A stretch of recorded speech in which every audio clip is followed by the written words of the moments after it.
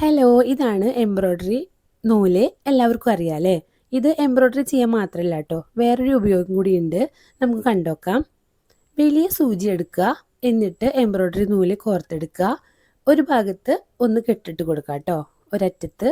അതിനുശേഷം നമ്മൾ show button വെക്കാൻ ഉദ്ദേശിക്കുന്ന ക്ലോത്ത് എടുക്കുക. താഴെ നിന്നും ആദ്യം ഒന്ന് ഹെമ്മിങ് ചെയ്ത് കൊടുക്കുക. എന്നിട്ട് ഷോ ബട്ടൺ എടുത്തു ഇങ്ങനെ ഹെമ്മിങ് ചെയ്ത് കൊടുക്കുക കേട്ടോ. നമുക്ക് എത്രത്തോളം പറ്റുന്ന അത്രത്തോളം ഇങ്ങനെ കോർത്ത് കൊടുക്കാം.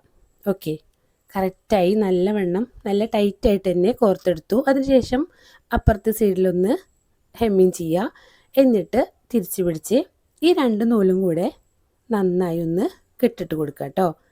ഒന്ന് 2-3 കെട്ടിട്ട് കൊടുക്കാം. നല്ല ടൈറ്റായിട്ട് തന്നെ കെട്ടിട്ട് കൊടുക്കുക. കറക്റ്റായിട്ട് നല്ല ഫിനിഷിങ്ങിൽ കിട്ടും. ഒരുപാട് തുന്നി കൊടുക്കേണ്ട ആവശ്യമില്ല. സാധാ നൂലാകുമ്പോൾ ഒരുപാട് തുന്നി കൊടുക്കേണ്ടി വരില്ലേ. അപ്പോൾ ഇങ്ങനെ ചെയ്യാൻ പറ്റും കേട്ടോ.